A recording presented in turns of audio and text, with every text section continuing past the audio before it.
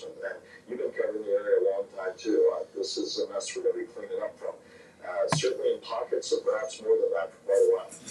Just saying that the roadway is... It's right there, right there. And our weather spotter, who called in a little while ago with his seawall and dock, they're just north of Fort Pierce. So he's in the same situation running into the Indian River.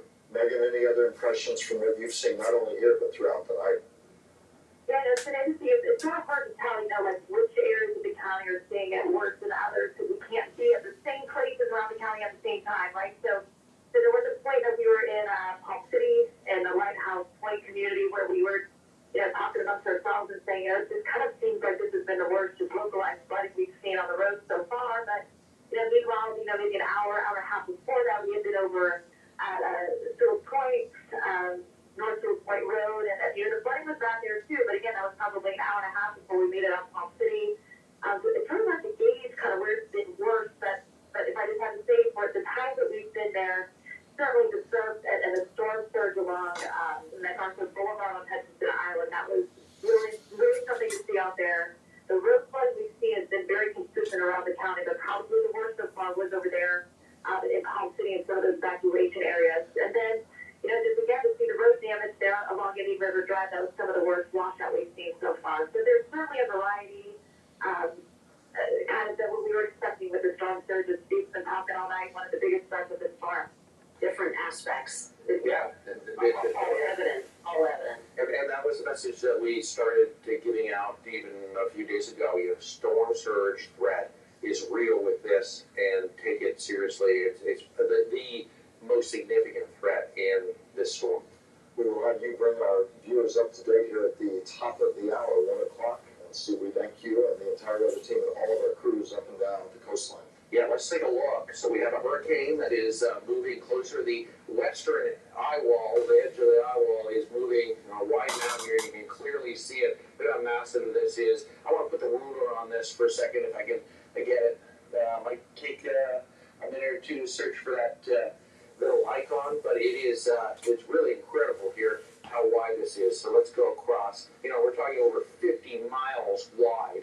And an impressive storm that still packs a punch, and we're still getting reports of very significant winds on the Treasure Coast tonight. Now, there's a wider view. So this is a storm that lost a lot of its energy when this very dry air wrapped around the center. That happened in the last 6 hours, and it's getting trained near the center, which is somewhere in this area here, just off the coast.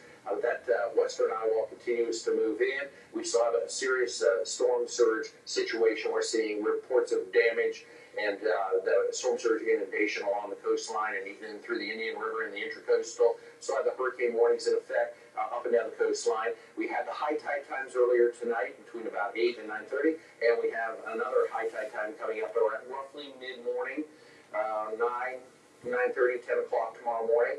There's the latest 1 a.m., 75 miles an hour, moving west-northwest for 14, so the forward speed's picked up a little bit. The pressure has not changed, 980.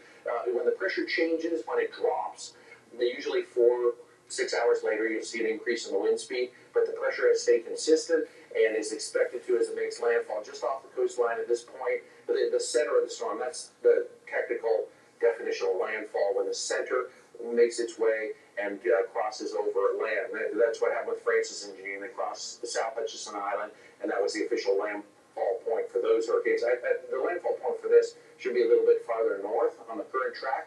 40-mile-an-hour winds. The wind speeds have come down in a few spots. These are wind gusts. We've seen 60 in Vero Beach in the last hour, and we'll continue to see some strong winds. There's a look at our radar. Massive eye here. Pushing in, there's the western edge of the eye wall, pushing up against Fort Pierce, all the way down, essentially the Indian River, where we were just talking to Megan, and down in toward Jupiter, Hope Sound, and a pretty good line of rain that's fired up. And just in the last few minutes, it's pushing in across the 95 and the Turnpike through eastern Martin County. You're getting reports, let's see, peak wind, 59 miles an hour. That is Indian River Shore, so that's Indian River County.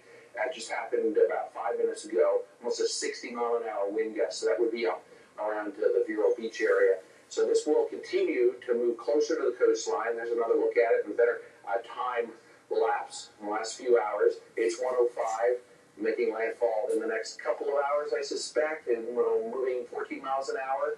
It might take another couple of hours before that happens, and then working inland. The winds are already starting to shift offshore now, and big bands of rain lining the Broward Palm Beach County line. Just tremendous rainfall that's not going to end anytime soon, because this that outer edge is going to hang around for a little while longer.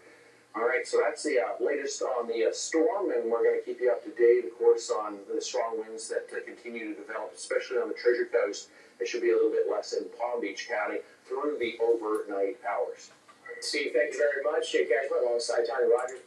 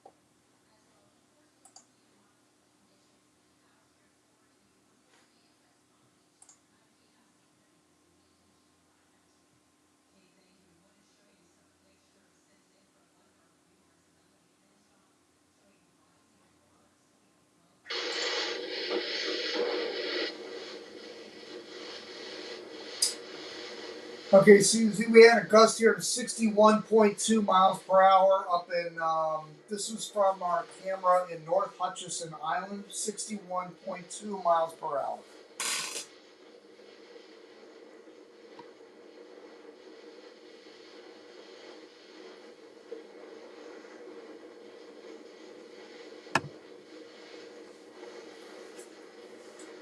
Again, there's our high wind gust, 61.2 from North Hutchison Island.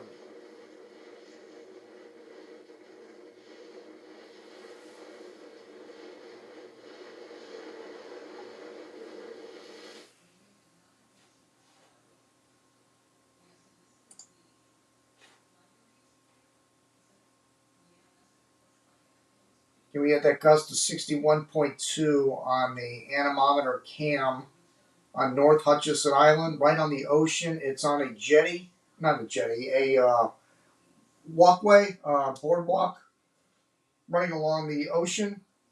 And I have it mounted on a pole that's about 6 feet above the boardwalk. And it looks like we lost that cam, so let me get out of this. Oh, I got a frozen screen. Okay.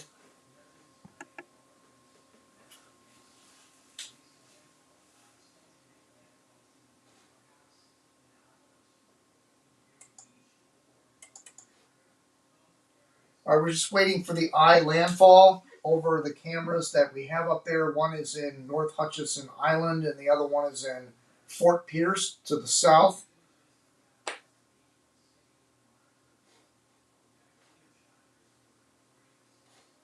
Okay, have a frozen screen here.